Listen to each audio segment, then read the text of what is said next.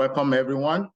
I'm Dr. Fasanya, CEO for Dr. BDZ Capital.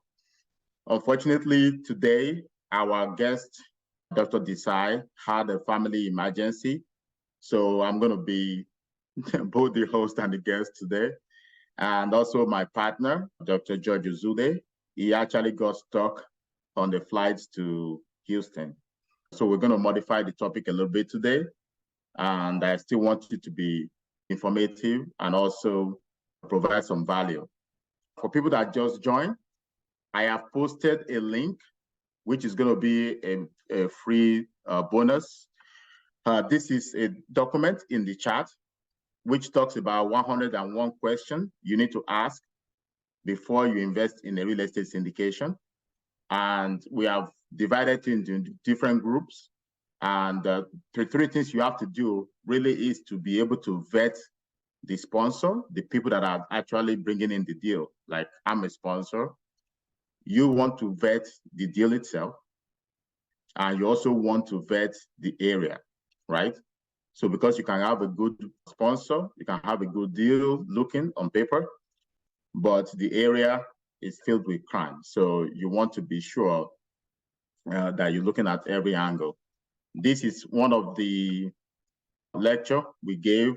We actually been doing a limited partner coaching program, and we're going to be rolling it out probably the end of the year or January. But we had some few students as a pilot, and then that's where we talk about, we did about 9 weeks of coaching. Week 1 is the general introduction. Week 2, we talk about effective due diligence process and how to vet the general partners. Then we talk about week 3, we talk about due diligence on the market, how to get resources to do the due diligence, how to do the due diligence. Then we went over due diligence of the deal and the debt structure. We also went week 5 about legal and documentation consideration. You need to know all the legal jargons, and also how do you invest with an LLC? Do you invest with your own name? Do you use a trust? So those are all the questions that are answered. Also, how do you calculate your cash flow mechanics? Do you use cash on cash return? Do you use average annual return? Do you use IRR? So different ways you can measure your return on investment. So, and also, how do you monitor your investments? Some people use Excel sheet, which I started using when I first started, but there are different apps nowadays and programs that can help you monitor your investment.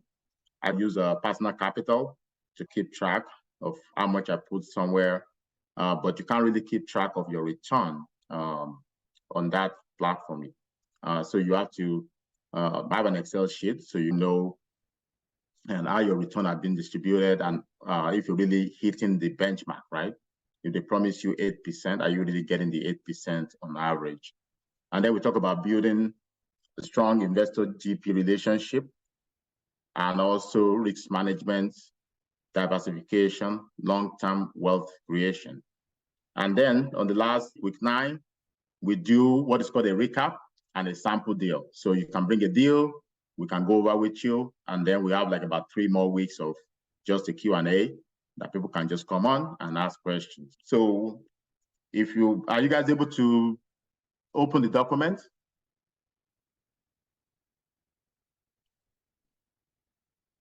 Hello?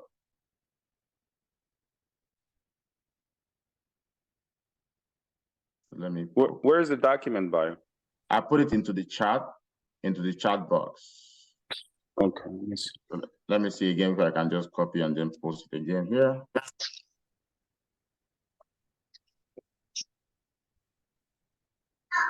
There it is. There we go. Yeah, your note AI had the text initially, but there was no connection. Let me see.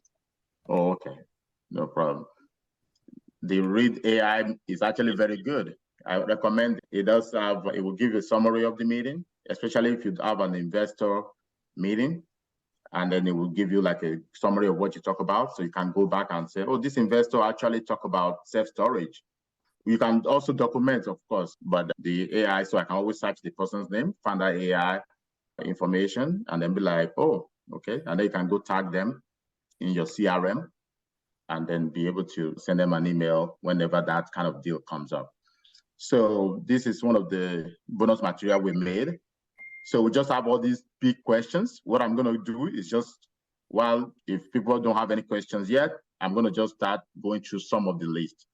So in the team, right, when you invest your money, right, oftentimes the minimum investment is like $50,000.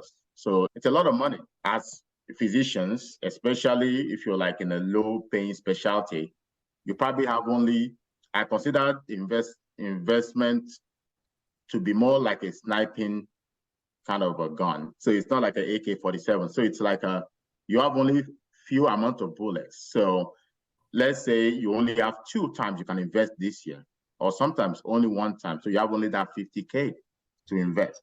So you can't just invest anyhow, right? So you have to literally, do some due diligence, right? To be able to say, okay, you know what? Out of all the possible, right? The best use, right?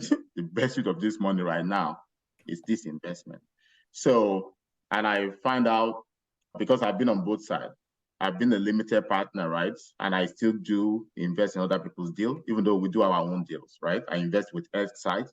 Last year, I invest with JKV. I invest with different companies as a limited partner, even though, so when I do my due diligence, I still have to go and ask them most of these questions, right? For the GP team, right? There's basic questions about getting to know them, right? You want to know the team, who's the property manager, who is the lead operator, right? Who is on the team.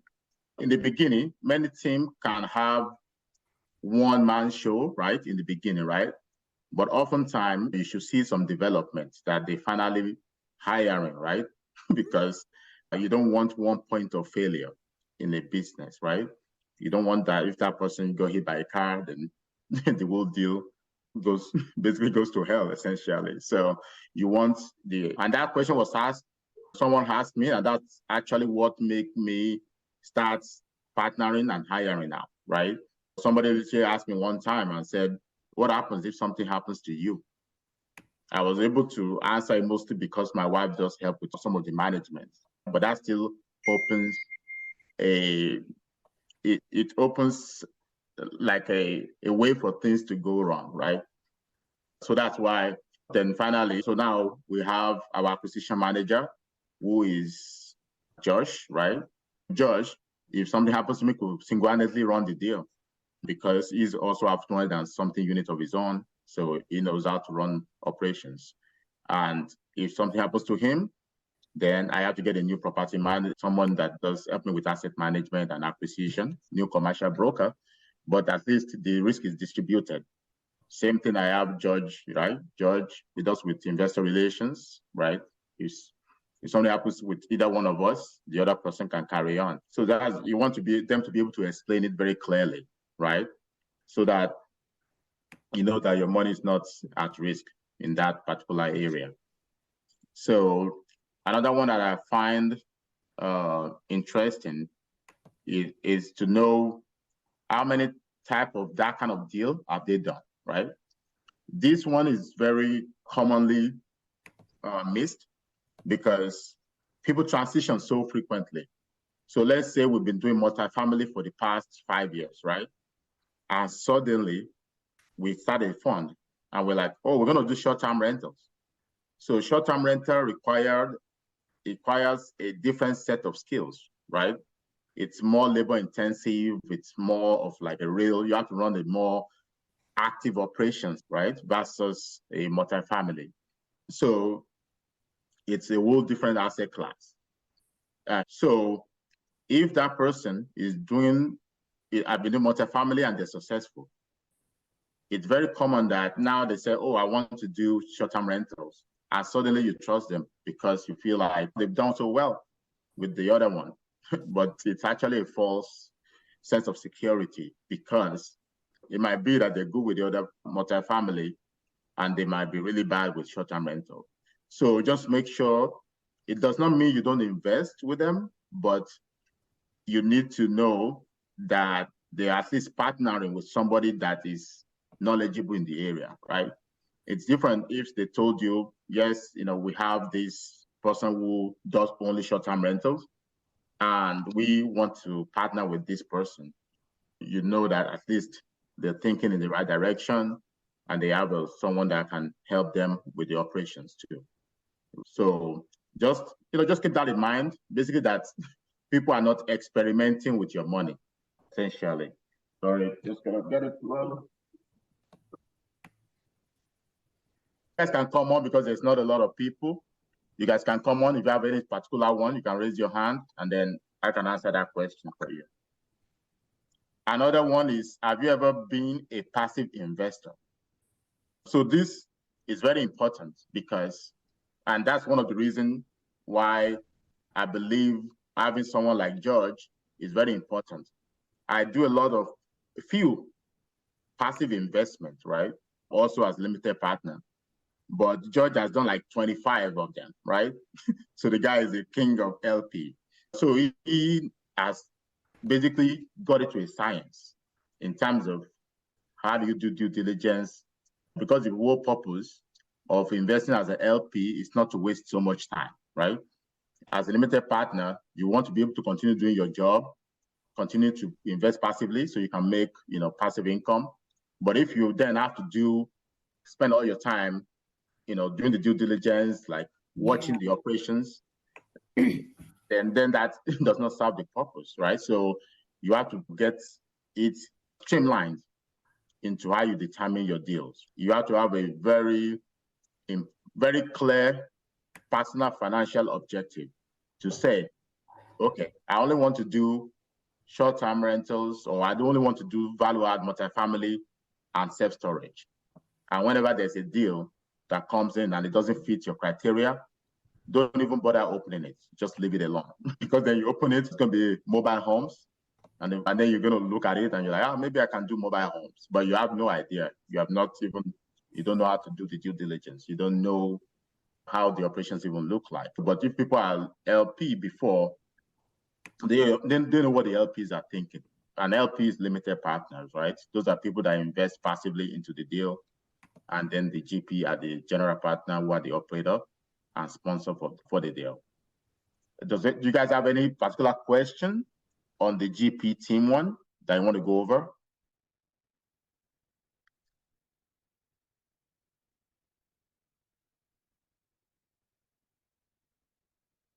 Okay, I'll go over the number 22, which talks about, do you bring your own money into the deal? So skin in the game. So that's what we call that. So you want to make sure that the GP team, not just one or two of them, we want to make sure that everyone in the deal has a skin in the game. So it may be in different level of skin in the game, right? Somebody can put in the earnest money, right? Which is the money you put in to get the contract for the deal. And you can lose that money, but oftentimes you get the money, it's added back at closing as part of your down payment. But if the deal doesn't work out and it's the general partner's fault, they lose the money. That's a little bit of some risk, right? And then they will be very serious with their due diligence, make sure that they actually try to carry the deal to the end. You also have to be careful that they're not trying to push the deal through only because they have too much skin in the game, right?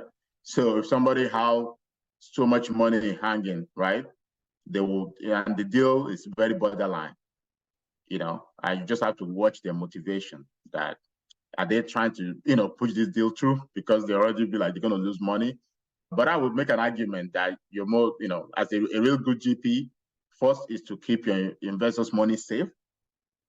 Because, it takes a little mistake for you to lose all your investors anyways, right? So when you start losing people's money, eventually they're going to disappear. So I think that's enough motivation. And the other part of it is also the fact that if they put in their own money, I would think, or I hope that they don't want to lose their own money too. So skin in the game, keep you safe a little bit.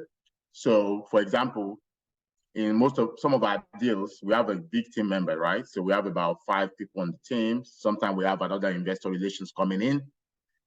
So if the minimum is 50,000 and we're raising $2 million, so our team by itself sometimes already bring 300K, right?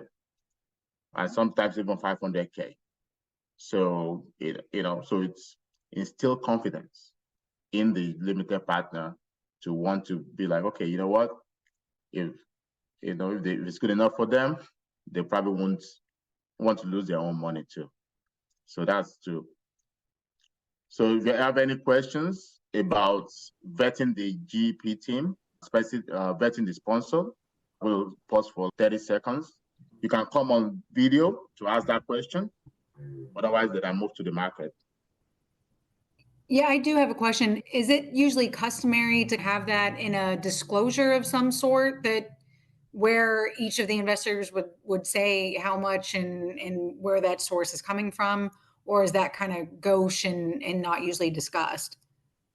It's usually not. It will show when they do the summary of the investment, or what is called the slide deck that is sent to you, it will show the NS money part, but it does not really show how much each one is invested, because by nature of the LP, it's confidential by itself. Okay. So basically, there's usually one LLC, limited partner company, right? LLC for the LP. So everybody invests in it. So even though I have this on this GP here, I have a percentage just because of my sweat equity, then I also put my money over here, just like everybody else, and everybody's just protected in this LLC here. They will mention it though. I feel most GP will mention it because it's a sense of pride, right? It's something for them to be able to say that's going to help them. Yes. But if they don't disclose it, you always know that perhaps they're not putting skin in the game, right? Okay. So it's just the onus is on you to just at least ask and say, oh, as a team, because by definition, at least for us, I only bring a deal to the market, a deal that I feel like if I have money, I would do all the deals by myself, right? If I have a property that is like $5.6 million, and if I really have the $2 million to put the down payment and renovate it, I'm not going to look for investor. I'm going to just do it by myself, right? Okay, but I don't have 2 million, but I have 300,000. So I put my $300,000 in that deal. So that's what it is. Yeah. So it's usually not. Yeah, I say if it's not disclosed, it usually means they don't really have enough. But you should ask it. Okay. So it's not seen as like I said, ghost to ask that sort of stuff. No, this is your money. You could ask any question. All right. Oh yeah, I've had investors ask the most interesting type of questions ever. All right. I've had different requests, like I've had talk to an investor. I will set up another meeting to talk to my wife. Then I set up a meeting, talk to the wife. And then after a while, can you just set a meeting with my dad? It's just what it is. And then you keep just feeding so many questions, like, when is this going to stop? But if you really want to gain investor, you need to do the work and you need to be willing to answer the questions. Okay. Yeah. So, okay, so that's it about that. So the market. Sorry, can I quickly ask a question, please? Yep, go ahead. Fine. All right, maybe this is my note. I don't know if this is the right place to ask, but let me just ask it over since we're talking about investment. So the oil and gas investments that you're talking about, when are you looking to finally making that deal come true? Because my personal situation, like I'm just going to be able to join sometime about a year about from now. So I'm like, is this something I can still be a part of, or something that you're closing like very soon? Just wanted to know about that. Yes, this deal ends at the end of the year, but you just have to be careful that you don't do it too close to the end of the year, because to get the tax benefits, you need to invest before the end of the year, right? To be able, and funny enough, you got to love the US and the tax code. Even if you invest on December 30th, as long as your money goes through, you send the confirmation and everything, you get the tax benefit for the whole year. It's hilarious. But we take advantage of that. So that's why we do the oil and gas toward the end of the year, because we're using it most as a tax strategy. But yes, it's still available. It's still, I think they were trying to raise 200 mil and they're still at 115 currently. So basically, it closes when the raise is done. When all the raise is done, the deal closes. But this one has a little bit more leeway than our multifamily. With multifamily, we're not raising a lot of money. We're raising 2 million. It filled up in 2 weeks. So so the short answer is yes, it's still available. And if you want to be involved in it, you need to invest. I'm going to say by early December, just to be safe. And if not, that's okay. You can invest next year. We always do one fund every year. And if you do next year, then you use it for 2024 tax, right? Oh, okay. You do one oil and gas every year. Is that what you're trying to say? Yes. Oh, okay. Okay. Sounds good. At least want something for W2, because what we find is for multifamily, self-storage, all these other syndications, you get the tax benefit mostly as a passive investor, so that you cannot really use the tax benefit now. You use it when you finally exit the deal, or you have another real estate that you sold that you want to use it against, or you are a real estate professional, or your wife. In my case, my wife stays home, right? People know my situation, so my wife stays home, and that's strategic. Because of that, she's able to qualify as a real estate professional, right? You only have to spend 750 hours on real estate a year and make sure that most of your income is coming from real estate. As physicians, we cannot really qualify, right? Because you have to then prove to IRS you're making, 300,000, and then you have to make more than $200,000 in real estate. It's possible, but once you're getting started, it's not going to just happen, right? So anyways, once you have reps, you could use that. And that's why we came up with the oil and gas deal. And I do it too, because I'm like, this W2, I'm moving away from W2 now, but this W2 income is it's like the most difficult income to get rid of. I'm just like, man, how can I get these tax benefits from this W2? So for people that cannot have reps, other ways to reduce their tax burden. So that's why the oil and gas came through. And it does have cash flow too, but the cash flow is very variable based on the market, right? Based on the gas price. Last year, when we had the good gas price was like $120. Sorry, the oil price was $120. We made like 19% return, right? This year, when everything went to $60, $70, $80, then we made like 6% or so return. So it's all over the place. Just wanted to leave that out there to know specifically why you're doing each investment. Cash flow, equity, which one falls into which category. And for people that are just joining us, our guest had a family emergency. So I literally 15 minutes before. So I just did the impromptu due diligence discussion, and I keep it open as a Q&A session. If you look into the chat, you're going to find a Google link, a Google Doc link, about 101 questions to ask before you invest in real estate syndication. Of course, you're not going to sit down and say number one, number two to the GP, but come up with few from each category to the one that matters to you, and always ask it. Find it as your own kind of mode of operation to say, okay, every person I'm going to invest with, I need to ask them 5 questions here, 5 questions there, and 5 questions here. They need to be able to give me a clear answer, straight to the point, without having to find an excuse for it. So let's go. So I'm going to move on to the market. So actually, you know what? I could also share my screen. So just in case some people are not seeing it. So I'm going to talk about, you need to just know which market, right? Every syndicator is different. Some people invest across the country. Some people focus on a particular geographic location, right?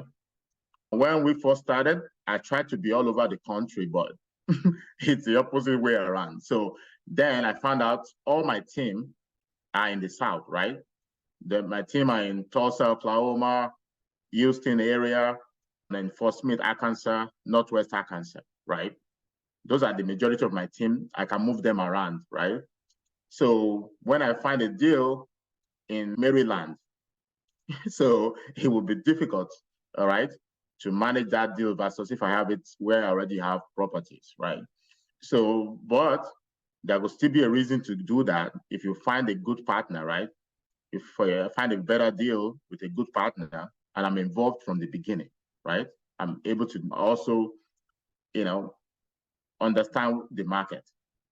So I think it's almost better for you to stick to a geographic area, not as a limited partner. I'm talking about as a sponsor that you're investing with, because then your knowledge in that area would be better than everybody else.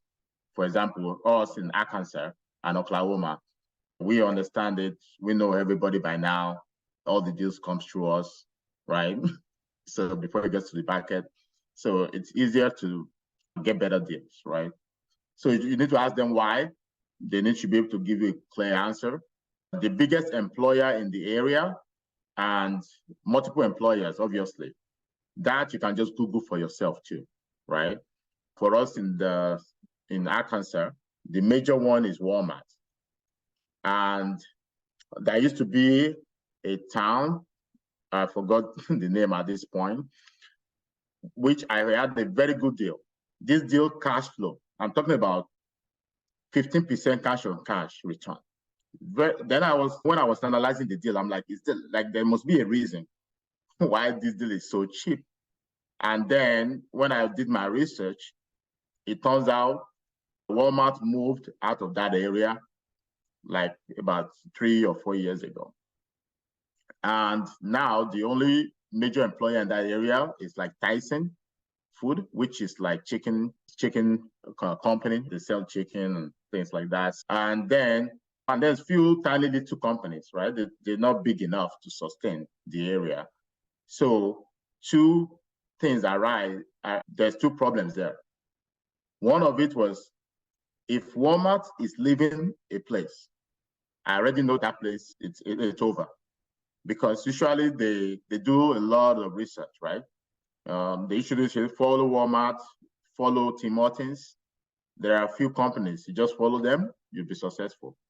There are places that I see not a lot of population, and there will be a Walmart just by itself in the middle of nowhere. And give it another 2 years, everything will be built around it. The next thing, there's a gas station, there's like a big mall. So the development is coming to that area. So, but if Walmart is moving out, don't even bother.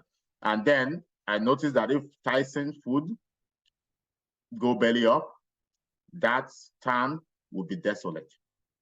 So the only way to feed that town would be the surrounding, like the bigger cities that are 30 minutes away. And it's just not a good deal at the end of the day, no matter how cash flowing it looks. And that's the reason why the seller is trying to exit that market. So you want to get all those information from the limited partner perspective, understand the market, understand the employers, and you want to ask them about the asset class itself in that market. So even in the same market, right, for us in my area, there's different areas and there's different type of asset class that works for different areas. In my immediate area, we're just finding out that self-storage is actually difficult. Why? It's a rich people area, right? So it's all doctors, they have a 3-car garage, 4-car garages, they have a storage, 5,000 square foot house. And before, I was thinking, you know what? That would be nice to have some in this area. But now when I look at it, everybody have enough place to store their things, right? So it's, there need to be a thought process that goes into, deciding what to do in that market, the asset classes. Is it class A? Like in this area, if you build something that is not looking good, like class B, class C property, it's not going to be rented. So you only want to class A. And then there's other part of town, if you build something too fancy or renovate the property too much, right? You went all the way and renovated all the way to granite countertop. Then you cannot get your money back because the rent can only reach a certain level in that particular area. So let me see anything else. Any questions about the market?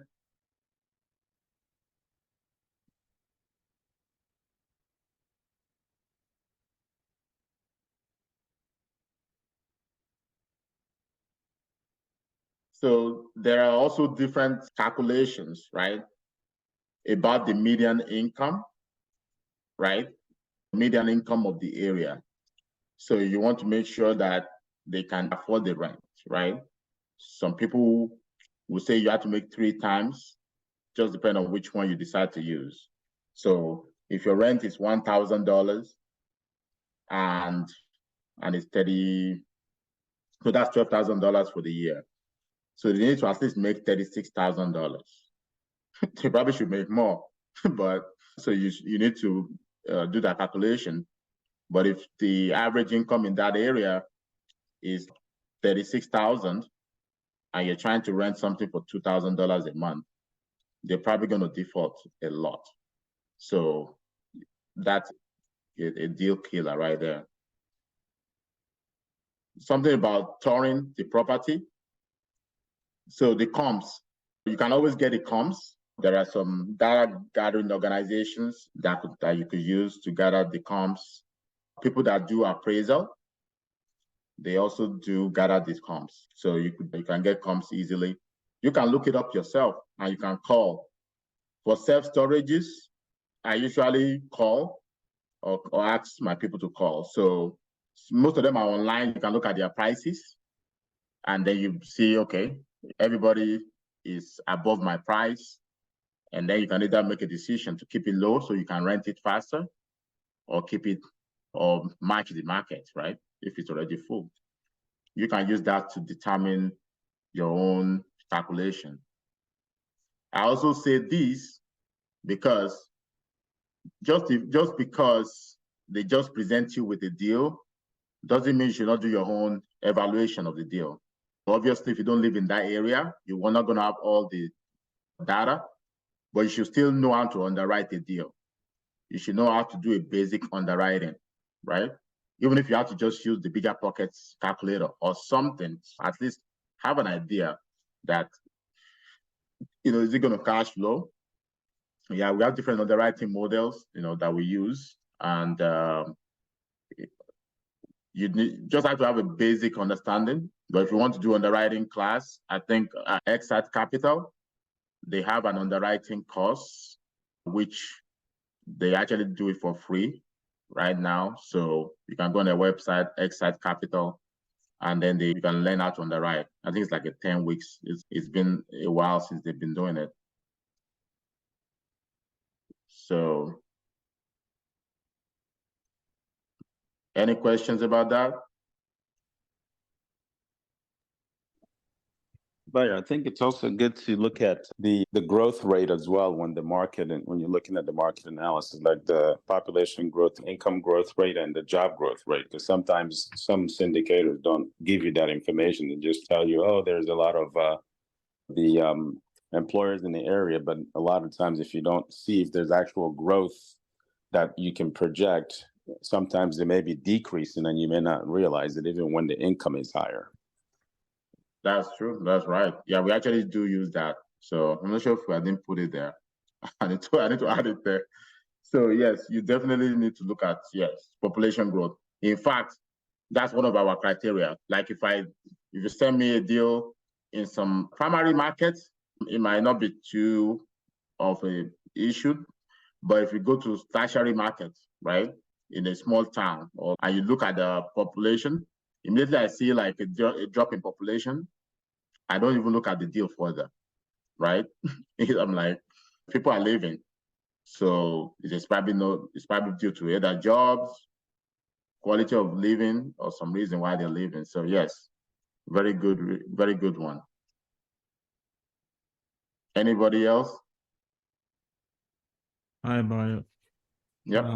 I was thinking, I'm not sure. I joined 5 minutes ago. I'm not sure you mentioned that already. Why the seller is selling. And at times, we miss that. We don't know why they're selling. It might be because of they've identified certain things. Maybe they had a lot of deferred maintenance that they can't just phantom how they're going to go about fixing it. So they want the next buyer to just inherit those deferred maintenance. So I'm not sure if you mentioned that. Yeah. No, I did not. But so this is a commonly asked question, but I'm always wondering, like, I think many of these things you're going to uncover during your own due diligence. We have, for example, I guess if you're a limited partner, right, then you need to ask that question. But oftentimes, you just have to make sure that their inspection and due diligence period is like how that sponsor does it, right? Usually, you have a contractor that goes with you, and an inspector, right, and the maintenance guy. So you have everybody there. So everybody's be knocking down different places, for the whole day. Sometimes 2 days or 3 days if it's like a lot of units, right? So I also find out that sellers can tell you anything, right? So I always ask, they always have something that's always happening in the family. I'm like, oh, I got a divorce, and I'm like, you know, so there's different things to give you some answers it's not going to help you that much. But if you live in the community, you can potentially know the real reason why things happen. You just have to ask friends of friends and friends. Eventually you reach the real reason. But yeah, it's good to ask.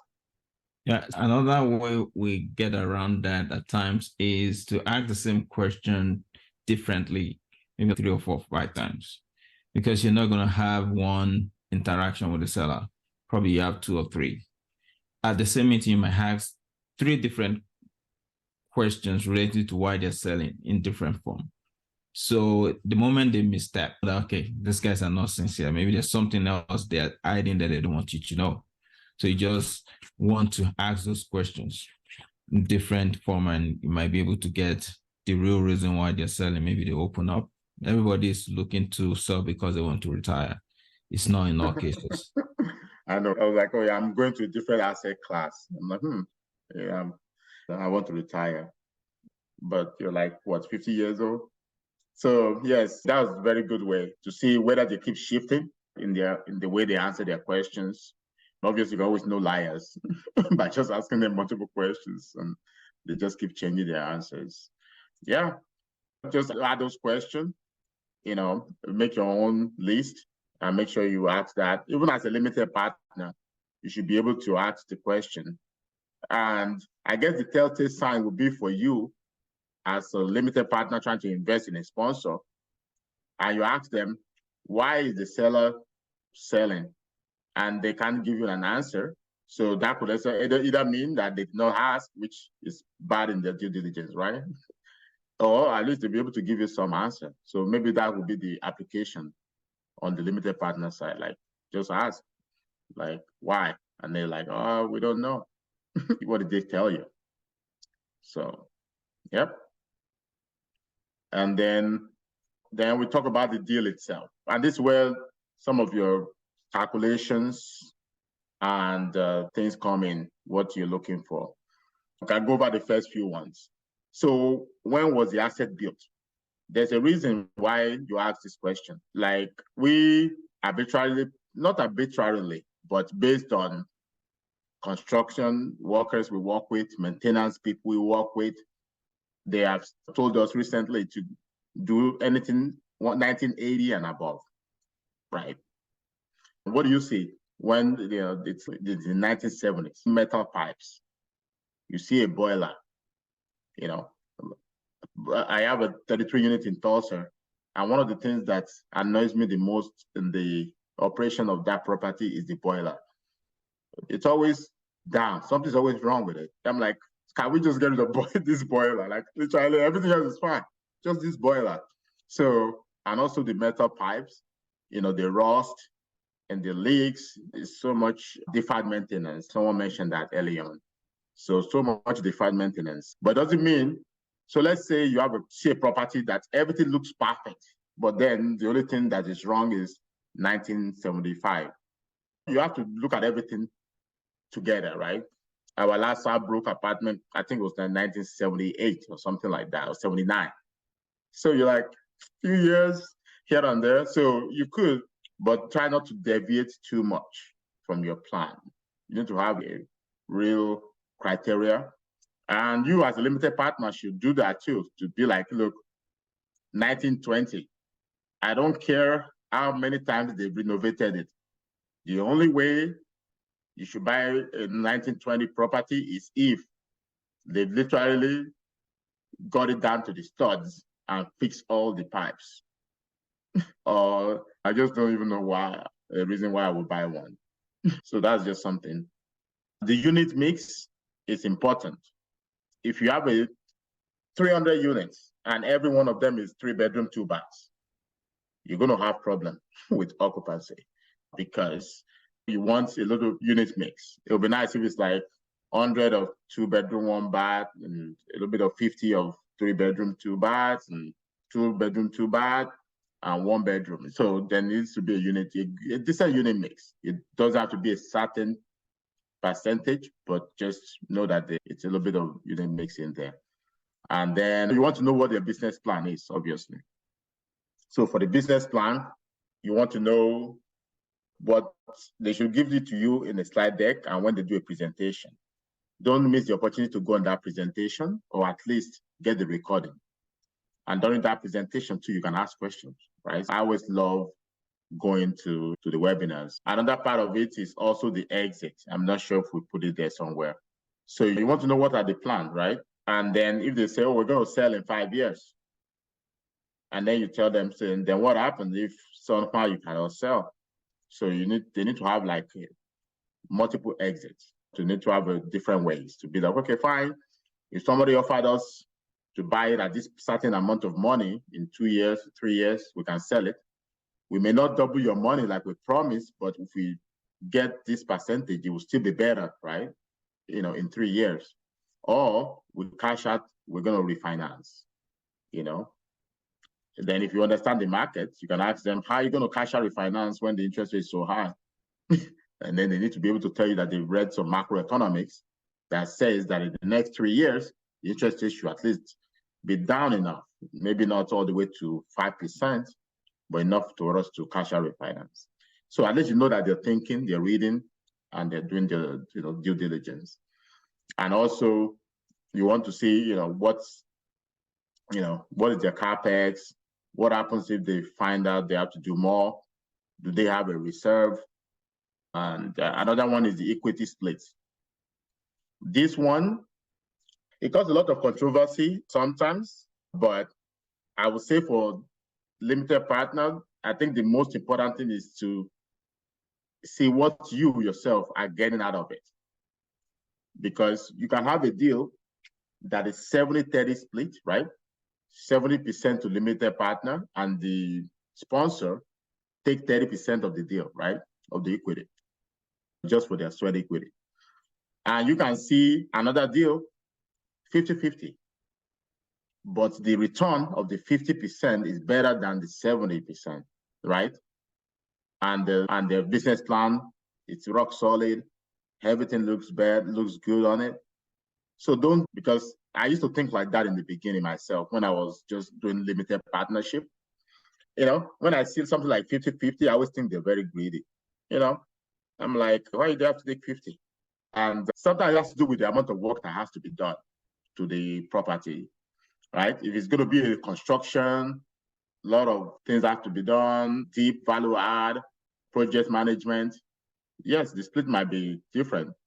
So just don't get hung up on the split, is what I'm going to say. But obviously, it should be a preferred return. Preferred return simply means the general partner don't make any money until the limited partner gets to a certain threshold. So let's say they say, okay, we promise you, not promise, but we project 8% cash on cash return, right? If you give us 100K, every year we aim to give you $8,000 on your money every year until we sell. And when we sell, we split it 70-30, the equity, right?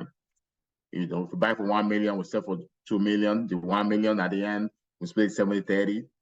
700K goes to investors, 300K goes to the general partners, and they split it however they split it between their team. So that's how it normally works. So we just make sure it's preferred return, because with preferred return, let's say that year they make only 7%, right? For some reason. So that all of the 7% should go to the investor, okay? If the 7% is the preferred return. If the preferred return is 6%, then 6% goes to the investor, and only the 1% is split between the limited partner and the general partner. So you want to make sure of that. Because if it's not, then they will split it 70-30, which means out of that 7, you only be getting like 5 or something like that, right? But technically, it's their fault, right? Because they are the one that's not executing properly. So they should take the fall, right? They should basically allow the investors to get that money. So yeah, so look for preferred return. And if it's not written there, do not assume, especially if you read the paper. And when you read your PPM, right, private placement memorandum, which is the final document to sign, I know it's usually 100-page document, but they're usually a very summary. There's usually a very good summary that should say things like that there. So you want to make sure at least, even if you can even do a search, right, and look for preferred, or ask them specifically, is there a preferred return? If they don't mention it. It doesn't mean you can't invest in it if you trust them, but I personally don't invest in deals that doesn't have preferred return. So we have a lot of this, and I think we're just by the hour. And if you have any questions, any more additions, or any just random questions you want to ask me.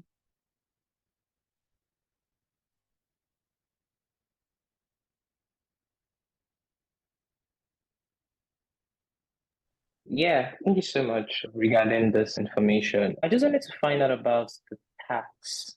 You're talking about the W-2. I think I wasn't very clear on that. Like, how do we get tax benefit? Because you're talking about, for example, this oil and gas deal that closes by the end of this year.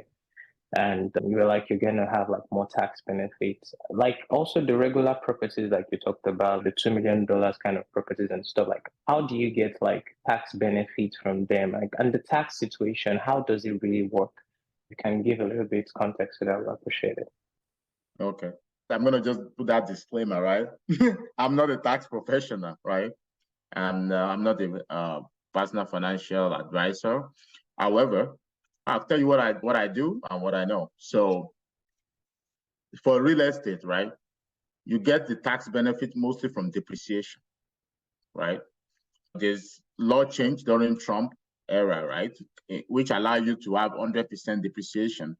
Before, you used to depreciate a property over 27.5 years, almost like 30 years. So then you take a small tax benefit every year over the lifespan. But most people don't even hold the property for that long. But the Trump administration understood that most syndication holds it for 5 years, maybe 10 years. Basically, there's a law that was passed that allow you to shrink all of that year into 5 years. And then you take majority of it in your first year. So that's, it's going away little by little. This year is 80%, and next year is going to be 60, then 40, 20, and I'm sure they'll do something about it later.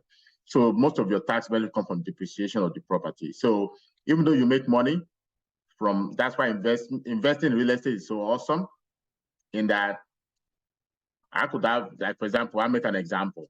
So, self-storage, bought it for $2.1 million, made, this year, it's our first year, maybe about 5 to 6% return, right? So you have that money in your pocket. And then you do a depreciation, you do a cost segregation and get a depreciation. So then we were able to get the down payment / all the money needed, like about 700K. So about 100% depreciation. So depreciation on that was about $700,000 to depreciate in your first year, which means you can use that whole money. Like if let's say you have a W-2 job and you make $700K this year on that job, and that's the only thing. And your wife or you can't really be a real estate professional, but let's say your wife or your husband have a real estate professional, they would, and you filed marriage jointly, you can take that depreciation and move it and use it against your W-2 income. So you will be able to pay zero tax for that year on your W-2 job. So because you already paid on that, let's say, I think you can only do $540,000. So let's say you already paid $200,000 tax on that, you will get all that money back. All the $200,000, you will get it back completely. So that's how it works. However, most people cannot qualify as real estate professionals. So that $700,000 depreciation will be held, right? It does not expire. So you can continue to use it against other real estate income, right, that you get, passive income. Or what most people do is to wait for exit. So after 5 years, you invested $700K. And I gave you, let's say, just the only investor, right? It's easier. And you got your money back, your $700K, right? That's not taxable, right? That's your money back. Then the extra $700K that you get on top, which is your gain, right? So now you can apply that $700K against it. So, and then you pay zero tax. It's almost the same, but it just take you a long time to be able to use it. So that's where the problem lies, is that people want to do the tax benefit now. Now with oil and gas, if you do oil and gas, if you put $100K there, immediately, that same year, you can get a tax deduction against any form of income. I did not make these rules. This is made by the US government. So that's why many people invest in oil and gas, is to do that. So last year I got $90,000. So your K1, you're going to get a K1 at the end of the year, right? When it comes to tax season. And then it's going to show negative 90 or negative 80,000 on it. You give it to your accountant or your CPA, and then they apply it to you. So let's say you made $300K that year, it would decrease your taxable income to $210 now, if you have $90,000 to depreciate. So then you only pay tax on $210,000. So if you already pay your tax, then you get 30% of that $90,000 back. So that's how it works. I hope I explain it as much as I can, but we can talk later. We can schedule a session just to chat about this, how I use it. I'm lucky that my wife is, she helped me with managing the properties. We analyze the things together, and when I'm at work, she's the one holding the phones, getting the phone call from managers and fielding all the questions and everything unless the house is burning, then she call me. So all those hours, she's able to record it as she's doing real estate. She's able to document more than 750 hours. And she's able to say, real estate is my real job, it's my only job. And then when we file jointly, then I can deduct all the depreciation. So I think I have $1.6 million to depreciate last year. It's a lot. So yeah, just have Thank you so much. Yeah. Thank you so much for that information. Yeah. Not only to increase your income, it's so much easier to decrease your taxes, I felt, than to increase your income, because you have to work more hours, right? You have to work an extra hour to make $100,000 more, whereas you can save $100,000 in taxes. So. Sounds good. Thank you so much. So when are we going to have a meeting for just the limited partners? Do we have any specific meetings for them also? No, we do have a coaching course thing we do, but I'll reach out to you. I'll talk to George And then we can figure out when we start our next cohort for limited partners. So every single thing we talk about, then we will have to go through each one. We're going to show you the deals, each one, and how to look at it. What are you looking at, right? When you see all this bunch of numbers in your face. And then, to compare each deals to each apple and apples and orange with orange. But most of the time, people if there's a deal, specific deal, like the oil and gas, right? We have a webinar and we talk about the deal itself and try to explain as much as we can. And then people reach out to us and then they ask questions. We also do this bi-weekly webinars, right? People come in for different asset classes. They talk about different things. And it's also an avenue for you to always ask questions like this. It's not always going to be this informal sometimes. Some people will bring a PowerPoint, right? But usually at the end, though, people can ask questions. So just reach out. We'll find a way to, because we want people to be educated, right? I'll send you more things about oil and gas too if you want. I'll let you know. All right. Thank you so much. Appreciate it. No problem. I think that's it. I'm actually quite impressed. I made it to 5 o'clock. So thank you for the questions. They helped. So well, we'll see you guys in 2 weeks. And hopefully we're back to our, having a guest, and George is also back by then. Okay. Thanks for coming, guys. Thank you. Thank you very much. Cheers. No problem. Take care.